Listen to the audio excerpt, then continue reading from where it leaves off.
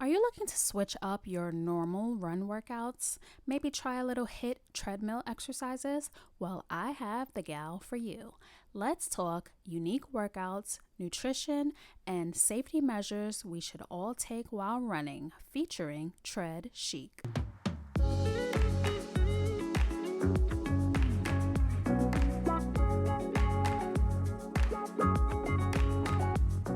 Hey everyone, welcome back to another episode of the Runwave Podcast. I am your host, Kim, and I am joined today by mom, speech pathologist, run coach, and she's a run coach who specializes in HIIT treadmill workouts. Please welcome Ludgina, aka TreadChic, to the show. Woo-hoo! Hello, everyone. And hello to you, Hey. Kim. Thanks for having me. Thanks for being on the show. How are you? I'm doing well. It's a good day. The weather's is great, so I can't complain at all. It's a great day. And I see you have your cute tread I do. chic merch on. That's cute. Dude, I just have a feel like to just put them on, especially so people can see the spelling and all of that. So it's nice. And then the treadmill, that's my thing, the treadmill. I see. And I use chic all the time, and I kept saying TreadChic in my head, but I'm like, I watch few of your videos. I'm like, oh, it's TreadChic. It's not TreadChic. Right. Chic has a K on the end. Right, exactly, right. And so that's so funny it's funny that you say that, because I was talking with someone that said, oh, this is TreadChic. And I said, no, it's TreadChic, because I am with French, when you think of très chic, it's chic. Like, so it was a play on words. So tread chic, très chic, very chic. So it was a play on those words. Well, I love the name. It's fabulous. Well, thank you, darling. Thank you. I appreciate that. So tell us a little bit about yourself. Where are you from? So my family is from Haiti. And I am first generation born in Jamaica, Queens, New York. Oh, you're from New York. I'm from New York, so you didn't know that. I didn't know that. Okay. I'm from Jamaica, Queens, off of Merrick Boulevard in New York, in New York City. Yep, I'm from there. I had no idea. But I'm not there now, so I'll get to that. Do you want me to go into that? Yeah, tell us where you currently reside. So I am. When I was in college, my best friend, I married my best friend, who I did not know when he was in ROTC. When I went to that ceremony, the commissioning, I was like, oh, you're really in the military. So we got married, and I am a military spouse. So we are now stationed at Scott Air Force Base in Illinois, and so we've moved around a lot, and that's where we are right now. In Illinois, so around the Belleville area, so 25 minutes outside of St. Louis, Missouri. So I'm right by the Arch. Okay, and how far are you from Chicago? 4 hours. Oh, so a ways from Chicago. A ways from Chicago. So normally when people think in Illinois, I'm like, nope, I'm on the Missouri border. So I'm right on the side of St. Louis, right on the Missouri-Illinois border. And I live 4 hours from Chicago. So you're closer to Nellyville, where the St. Lunatics are. I'm telling y'all my age now, but I'm sure probably we're around the same age. So yeah, I've never been to St. Louis. I always wanted to visit, but that's dope. So have you guys been like international, or you've been like all over the States? So it's been the States, and so he has been international, but I have we've been to states. We've always been stationed stateside, but when he goes on his deployments, for 3 to 6 months at a time, it's usually international. But we haven't had a chance to go overseas to live there for a while. Wow. So you're a mom. How many children do you have? I have 3, 2 girls and a boy. So 5, 8, and 11. Who's the 11-year-old? The girls or the boy? My daughter, who's just such a sweetheart. She's headed into middle school. I can't even believe that. The time goes by so fast. Listen, I have a 14-year-old, and he's taller than me. Yeah, I do. I thought you had one, so you have 2 sons. I have the little one who's 6, and then I have the 14-year-old who's like taller than me and sounds like a man, but yeah, they grow so fast. It's crazy. It is. It certainly is. It is. So is she in the sassy time, or is she still like a cute little girl? She's still a very sweet young lady. Sometimes when you ask her a question and she's sort of thrown off guard, you may hear a little bit of sassy, but that's definitely not the majority. She's such a sweetheart, a great model, role model for her siblings. Enjoy them while they're still, still young and just Yes. impressionable. Like those are the good years, because once they get like 14, just forget about it. Oh gosh, don't take me there yet. I'm gonna enjoy this time, right? So what do you do for a living? So, and you had mentioned I am a speech language pathologist, Mm-hmm. and but in school that's not what I studied. I went to Rutgers in New Jersey, Mm-hmm. New Brunswick campus, and I studied electrical engineering. And Mm-hmm. so I worked for about 5 years, and then I just didn't feel fulfilled. There was something else that was calling me, and so I actually went back. I applied at Syracuse, and I said, they only accepted about 20 applicants that year. And I said, if I make it into this program, because at the time I had worked, I was older. I was like late 20s at the time, 28, 29 when I applied. And all the younger girls were like, coming straight out of college, because I had already worked, I had a career. And so I said, if I get accepted to get my GRE done, get accepted, it was meant to be. And it was meant to be. I got accepted into the program, all those applicants, and I was chosen. So I am now a speech language pathologist. I was actually starting a new position. My new position started on March 16th, but that was the day that schools closed. So I resigned so I could be home with the kids. So, because my position was going to be online services for kids. So kids that didn't have speech services at their school, they had no access to. So I would provide services online. And so there was no way that I would be able to be on Zoom all day with the kids and then be teaching my kids. And so when everything goes back to normal, I will be practicing again. But right now, I'm just a TreadChic. I'm a TreadChic. I'm a running coach. And we kind of have that in common because, a little bit in common, because my son, all through, his younger years, he had speech and language in school. So yeah, I know it takes a lot of patience to be a speech pathologist. So I take my hat off to you with that. I appreciate that. I appreciate that. And I'm glad that you have success with his services. Oh yeah, he started services that we had like early intervention, so very early, and he carried it on through up until 7th grade, I believe. And yeah, he's good. He had many years of service. It was successful. So yeah, it takes a lot of time and patience, and doing speech pathology is not easy. So yeah, kudos to you for that. And kudos off to you, because it takes a village to do it. Like when you have parents that are involved, that's when everything comes together. It's a team effort. So thank you for what you did. I'm sure you were hard working with that speech therapist. So hard, but it all paid off in the end. Right. I'm so happy to hear that. So how long have you been running? So Kim, let me tell you, when I started running, when I was in high school, I was very overweight, right? And I couldn't stand going to gym because my this gym teachers would try to make me run a mile. I'm like, I can't run a mile. And so anyhow, I didn't run. I did not like running. And my freshman year going into college, after my freshman year, before an internship, I was home with I went back home to Queens, and I had gained so much weight. It was like 20, 25 pounds. That food, it was just there was so much food. I don't know what was going on that year. Those college meal plans, they get you every time. I'm telling you. So so that summer when I got home, my dad, I guess, he didn't want to say, whoa, so he said, hey, do you want to, he still walks every single day. So he said, would you like to go to the park with me? And I'm like, why? Why would I want to go to the park? But he said, let's just go walk. And, I love having conversations with my dad. So I said, yeah, okay, let's go walk at the park. So that was actually at Roy Wilkins. Are you familiar with Roy Wilkins Park? Yes. Yeah, so it was we went to that track. We walked over there because it was very close. And we walked on the track. And at the end of the week, I said, there's so many people running. This was, again, the summer of 1998. This was after my freshman year. And so I said, there's so many people running on the track. I'm going to try to do that.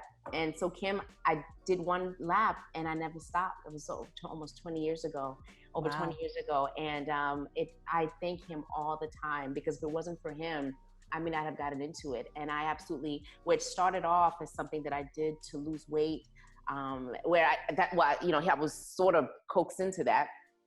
It led to, I love the way I felt, but it led to just a passion for it. And then motivating, inspiring others to do it has just been such a blessing. I ran for a while and I didn't know about any races until 2000. 10. I had met, because we were living in Maryland, and a friend of mine said, what are you running for? And I said, I just like to run. And she said, have you ever thought of running a race? And I had never heard of races. So after running for all those years, over 10 years, I never knew about 5Ks, 10Ks. I was just running. Mm-hmm. And signed up. My first race was the Baltimore Running Festival in Baltimore, Maryland. And it was the most amazing thing I've ever done. So I went straight from just running to a half marathon. So it was such a great experience. And so, so that's when I started running. I guess I went further. I started running in 1988. So. You know, a lot of people don't know about racing. I didn't know either when I started. You know, we know about the Olympics because we see it every 4 years on television, but we don't know that regular old people like us actually lace up and pay to run races, which is crazy. Like my friends think I'm crazy because I'm paying to run these races, but you know.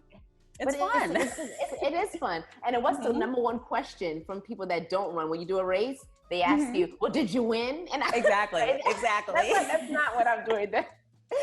Or how was your marathon? How was your marathon? Right.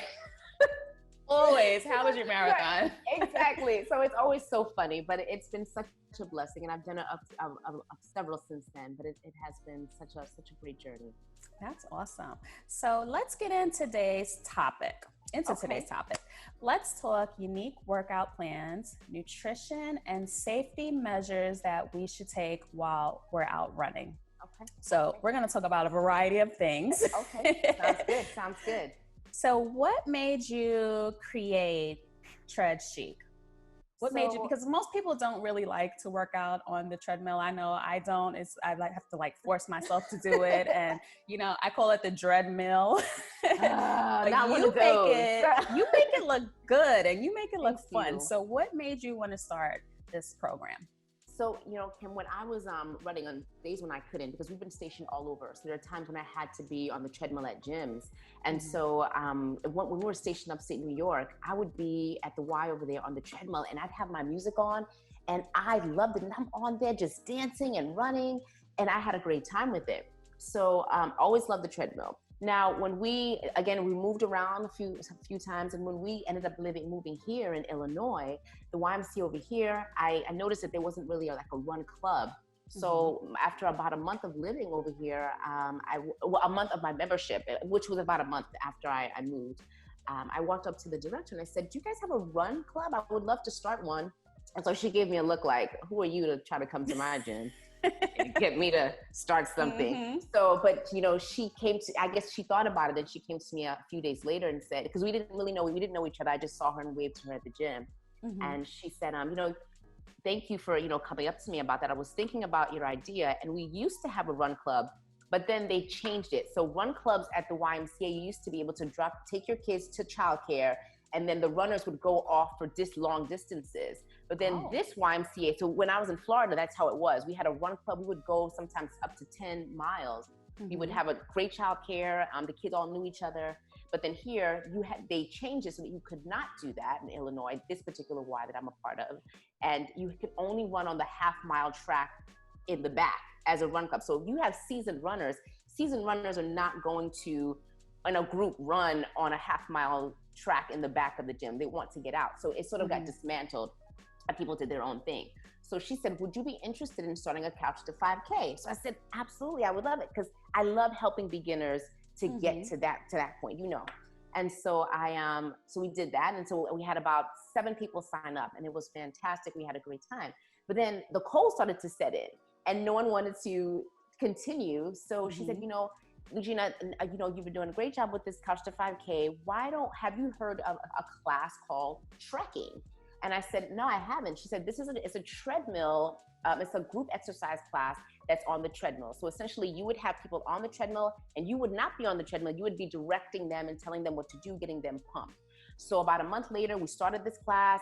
Kim, it was fantastic. It was great. It was popular. Now, what year was this? This is now. I'm sorry. I'm all over, right? So this is, we moved here in 2017. Okay. So that was in 2017 here. And so we started it late in about November of 2017 and people loved it. It was a great time. And so but then they couldn't find any other instructors for it. So I said, why don't I start my own thing where I have online classes? Because I talked to her about doing something online so that, because we only had one class twice a week. And I said, if I could put something online so that when people came in from work, they could actually just listen to it, watch the videos, and watch it. And the way that I had it set up, I had a local gym that let me come in. I would record other people that took the class the same way that I instructed it over there. And when she found, and she was not interested, so I went off and did it because I'm trying to help and do this. So when she found out that when they found out that I did this, the director, I heard the fitness director and the director, they called me in and said, at this point, it was 2018 because the class was going on for over a year now. So it was late 2018. And so she said, we found out about these videos that you've been putting together. And I said, yeah. And I was excited because I didn't say anything because people said, hey, if you do things outside of the why, at this particular one, you just go and do it. So I had no problem. Again, I'm helping people, Kim. That's what I love to do, motivating people. And they let me go. They said, we cannot have you doing this. They let me go. They did. And it's not like, so I don't know if they thought they were hurting me. People were outraged that they did this. They said, this is someone that was trying to help us out. You had the opportunity to work with her to get these videos. You couldn't find anyone else to instruct this class. She comes in here with all of this energy, God-given energy, Kim. I loved it to instruct this class. And you let her go because she was trying to help us that when we come into the gym at night, we can actually listen because you couldn't find anyone else. And they signed petitions. They did all of these things. And they said so then they found another instructor. And everyone said, we're not going to the class. We don't care who the instructor is. And they said, and then we can't even hear this girl. Ludgina was at the top of her lungs. We could hear it. And then we can't even hear her. And so they had to cancel the class because no one was going to the class. Said, this is someone that was helping us. And so TreadChic was born after that when I realized it went through some different variations. And TreadChic was born in November of 2019. When I decided, you know what, my husband's like, why don't we just get a treadmill and get our own little set together? I will help you. And I love your set. It's so cute. Thank you. And so we did it. We decided to do this together. And you know, it's not perfect because when you can't get everything perfect in the beginning. And as I go, we change things, fix things, and now it looks different from the first video to this video that's there now. It's different. You just make improvements as you go along. And we've recently moved, so I have a new set that's going to get debuted in a couple of weeks. I'm very excited. Oh, nice. And so that's how I got into it. Doing my own thing to help motivate as much as I can. But I like your videos because it's like a person starting on day one can come in and look at your videos and just get started on their journey because they're so easy to follow. You're like, thank you. I feel like I'm there with you when I watch your videos because you're so personable. You're talking to the camera and it's just, you make it easier for a person like me that hates the treadmill. And that means so much to me, to me, Kim. Thank you. So I'm going to try to follow one of your workouts today. I'm going to try. You're going to try one of the newer ones because I have the labeling on the side that tells you like exactly what to do. So let me know what you think. Please do. I'm gonna attempt, but you know, I'm scared of the treadmill. I mean, it's taken a lot for me to get back on it because I always think I'm going to slide off of it. Oh, okay. So I go pretty slowly when I'm on it, just enough to like, I'm sweating, but I'm not falling off the thing. You're not I have a little affinity to the treadmill, but I'm going to try one of your workouts and see how I do. Please, and definitely keep me posted. Let me know, okay? So you said you tailor to beginners. So like a beginner isn't going to go out and do a HIIT workout on the treadmill. Right. So what do you recommend for a person starting out on day one? So on the treadmill or outdoors? On the treadmill. So on the treadmill, I would recommend if they're not choosing one of my classes, or you mean with my class or without the class? Whichever one. Okay, so if someone is just starting, I would recommend walking. Like whenever you start on the treadmill, you're trying to go from walking to running, I would always just say 30 seconds on, 30 seconds off, just to sort of get a feel of it. That's the most important thing, feeling comfortable on the treadmill, because if you're not comfortable, you're not going to want to continue to build endurance and strength because you're just nervous about it, you know? So but just slowly getting on there. Now, in the beginning of all of the workouts, for instance, I will always explain, if you're just starting out, this is what your pace needs to be, because we start out with your transition pace and then your baseline pace. Oh yeah, so follow this pace. Follow the pace. Follow Exactly. this pace. Oh, this. You saw that. So those were the beginnings, right? So you have that's how I had it in the beginning. So you go on and you decide what your pace is going to be. Because Kim, a lot of times, for truth be told, when you go onto YouTube and you try to find a workout, sometimes, I mean, if you're not like doing a Peloton or something like that, everyone get on a speed of 9.0 on the treadmill, and I'm like, not everyone can do that. And then you intimidate the person, or they get on and try it, they hurt themselves, or they don't want to do it and they sort of give up.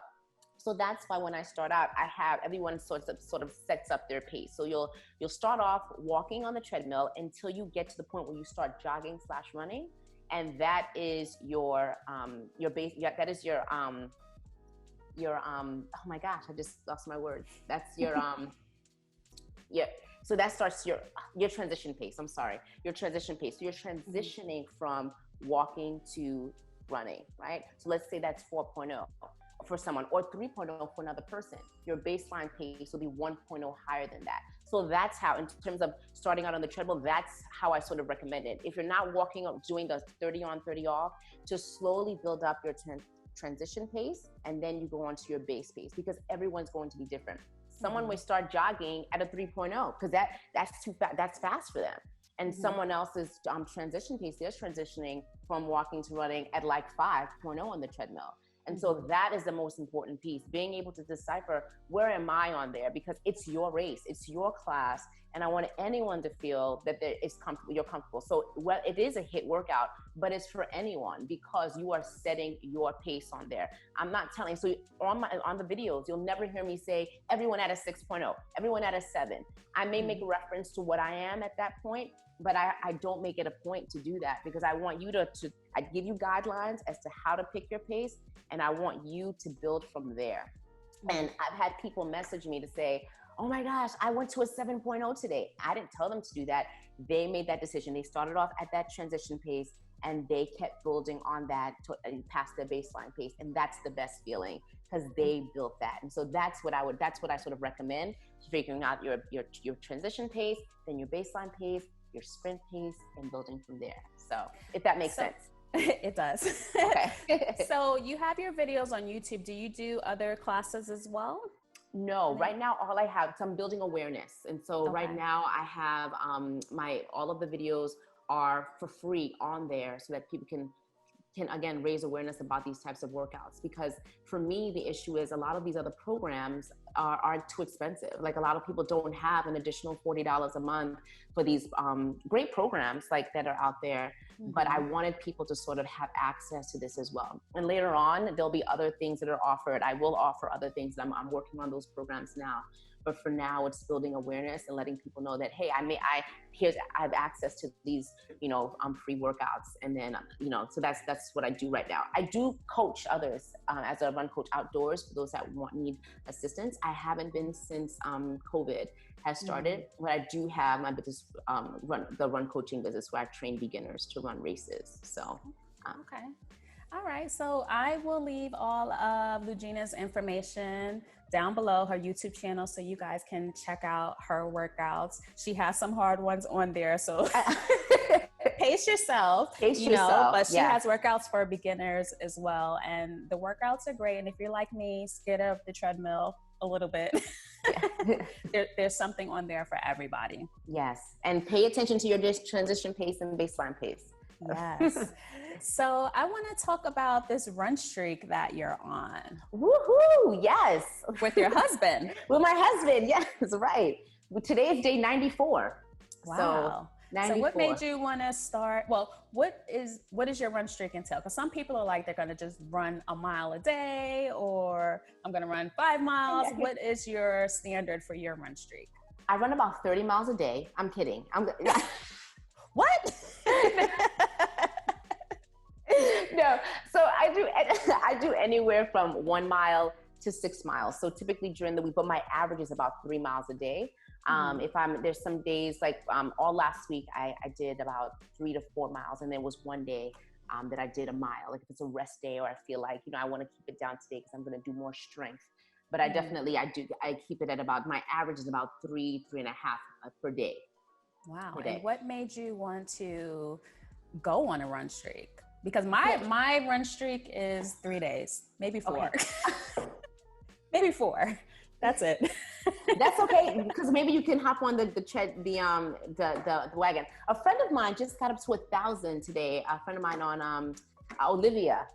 She is on, and I can't even believe that she's on. I just had Liv on the show. She's on the show right now, actually. Are you serious? Yeah. Do you know Olivia as well? Yeah, we've met a few times in person. Mm-hmm. Really? And so I don't know Olivia in person. I know I've met her. It's just been through IG. That's crazy how this IG world, because I don't know you.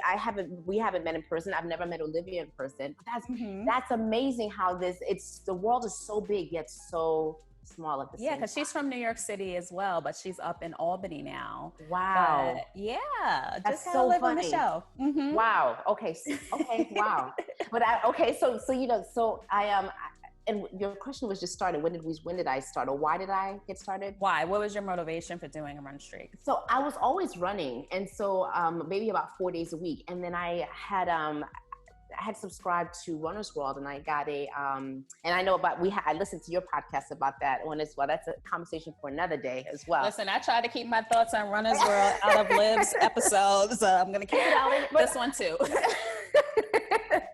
So they had a run streak article, and so my husband, who was running a lot with his schedule, it was pretty intense. So he had stopped for a while. And so I said, we should do this together. And he said, yeah, I'd love to. That'd give me a reason to sort of really get out and get back to running. And so it was just going to be 40 days, from Memorial Day to the 4th of July. We started a little bit before what they had. And we've just kept going. That stopped, and we feel great. He doesn't have time for more. He typically does 1 to 3 miles a day. Weekends a little longer, but on average, he gets about 1 to 2 during the week, and then longer runs on the weekend. But it's been great to motivate each other, because at the 40th day, I was like, okay, what's next? Like, let's keep going. And so he's in it, he's into it, and I don't even know if he's gonna stop. He's just, awesome. Really into it. Awesome. So let's talk about nutrition and running. Because I know a lot of runners, they're logging all these miles and they're not seeing a difference in their body structure, or they're not feeling right. There's just a multitude of things that runners are not doing correctly with their nutrition. So what can you recommend for runners regarding nutrition, like pre-run nutrition, post-run nutrition, and in between as well? Right. Well, I'll start with in between quickly, just to give some tips. It's so important that when we're buying food or we're eating food, that we pay attention to what we're putting into our bodies, right? A lot of times when we go and buy something, we look at the label, we look at the front, and then we let the consumer, the company tell us, oh, this is great for you. Well, do I know that for sure? Not looking back at the label, where there are all these ingredients on there. So all these processed and things you can't even pronounce. So being able to look at the ingredients and know, like, the first ingredient is the majority of what it is. And a lot of items are filled with sugar, which leads to sluggishness and all those other things, and weight gain, the partially hydrogenated oils. I mean, the list goes on and on. So making sure we're looking at the labels. The more things that are on those labels, the more processed it is, the more sluggish, less fuel we're going to have when we go out and run. High fructose corn syrup should not be on those on labels as well. So those types of things during our regular regimen, we shouldn't have. Another issue is whole grains. A lot of times someone may say, oh, I eat whole grain. How do you know that it's whole grain? Like do you eat whole grain bread, Kim, for instance? I try to buy the bread that says 100% whole wheat. Whole grain. Oh, okay. Well, is that right? Well, and whole grain is even better. Like if you were to get whole grain, but also even if you get whole wheat. So I'll give you an example. To know if it's whole grain, which is truly where your body's really absorbing it the right way. A lot of times on the front, they'll tell you this is whole grain. So on the back, the way that you'll know is 2 grams of fiber per 100 calories. And so if you look on it and there are 0 grams of fiber, then you know there's no possible way. Anything that's enriched or processed, if you go to your bread that you have right now at home, and you look at the dietary fiber, if it's 2 grams or more per 100 calories, then you know it's whole grain. And a lot of times these snacks that we get for kids, and we're looking at them saying, oh, this is whole grain, that is your best determinant. Even crackers will say, oh, this is whole grain. And then you'll look on the back and it's far from. They may have some in there, but it's not totally and truly. And those types of things, when you're making changes in your diet and you think that you're eating the right thing, those things can sort of affect you. So reading your label and understanding that is important. Beforehand, having the right carbs, because we know that's what fuels us. Those carbs are fuel for those runs, those healthy and good carbs. And at the end, protein, of course, because that's what's going to repair our muscles. But those good proteins, I like to use Orgain. If I'm using my I use Orgain too. Yeah. I love the peanut butter one. Dude, I haven't seen that one. It's so good, the peanut butter. I started off with the vanilla, but I said, let me try another one. The peanut butter one is so good. Is it? I've never had that one. Okay, I have to write that down. That down. Orgain is like the only protein that I've tried that doesn't have like a bad aftertaste. I agree. It's like so good. Yeah. So if you're listening and you want a protein shake, definitely try Orgain. It's really good. I agree. So those are some of the tips that I have. I could go on and on about that, but we'll save that for another time. I want to get into a story. A couple weeks ago, there was a runner. She was out on her normal run in Texas, and she was brutally killed. Yes. And it's heart-wrenching. It kind of hit me like the Ahmaud Arbery story hit, but that was just they're both tragedies. So let's get into like safety for runners, runner safety tips. So what can you tell the audience? Any tips or tricks that you can give them to be safe while out running, especially while out running alone? As a woman who's I do go on trails and everything. Some tips that I have are making sure you carry mace with you, and different. That's such an. There's so many different companies that that sell these little small cans that you can carry. Another company that is new is called Go Guarded. Have you heard about them? No. So it's a ring that you carry, and that's the knife. That's the knife. I saw someone with that. Yes. And so Go Guarded, I actually contacted them the other day to do like a giveaway with them, because that's such an important thing. And it's very comfortable. So you can sort of hold it, and then if someone comes up to you, just like sort of jab them and run if you need to. So those quick and easy things, because it's scary. Like if someone comes up to you, Kim, you panic. You go into that flight or flight type mode. You sort of freeze. And so those types of things are important. Go Guarded, having mace, a little pocket knife, but most importantly, letting someone know where you are. Because that is letting someone know. There's so many different apps that you can download where people can track your runs if you don't feel safe. And if you don't feel safe, don't go, right? Because sometimes we forget that. If it doesn't smell good, it's not right. It's not. Sometimes it's just not, but sometimes you don't know. But carrying those types of things those are very important. So Go Guarded, like I said, is a good one. And then having mace, those some type of little weapon that you could sort of, carry with you. Being at night, being safe, having lots of light on you. But I think those are important. Do you agree with those? I agree. I'm going to check out Go Guarded because I saw someone with that and I'm like, what is that on their hand? And that's a good idea. But also I think as women, we should switch up our routes. We tend to run the same route over and over again. So, switch up your route. I know during like COVID, it's hard to run with anybody, but if you can try to run with a buddy, I sometimes run in a park and there's a part of the park that's like trees on each side. So sometimes I just won't run through there because, I just get a gut feeling I shouldn't be in there. So I'll run on the street. So yeah, I think just as women, we just need to be mindful of our surroundings and just don't stick to a certain routine because we just never know who's watching. We're just out doing our thing. We're trying to stay fit and healthy and, there's bad people around every corner. We just have to be cognizant of what's going on in our surroundings. Yeah. Exactly. So, yeah. I think you gave really good tips. And I actually just bought a mace. I think it's pronounced Sabre, Sabre. Okay, I haven't heard of that one. Okay. Yeah, so I got it on Amazon. It's like I hook it onto my key ring and it fits in the pockets, in the pants on our running tights. It fits in there. So I've been carrying that around with me lately. And, I never feel unsafe running, but you just never know. You don't know. You never know, because people and again, like you said, change up that route, because you just never know what could happen. So just being as safe as we can to make sure we can enjoy our lives and enjoy running. Mm-hmm. So I want to thank Ludgina for being on the show, the TreadChic, not chic, TreadChic. Well, thank you, Kim. So make sure you follow her on Instagram. Your Instagram is TreadChic as well, TreadChic, right? Yes. And on YouTube, it's youtube.com/TreadChic as well. Mm-hmm. Is there anywhere else you want to leave an email? Yes, so it's TreadChic@gmail.com as well. Again, everything is TreadChic. TreadChic at Gmail, TreadChic on Instagram, and youtube.com/TreadChic. We make it easy. She's TreadChic everywhere. I appreciate it so much.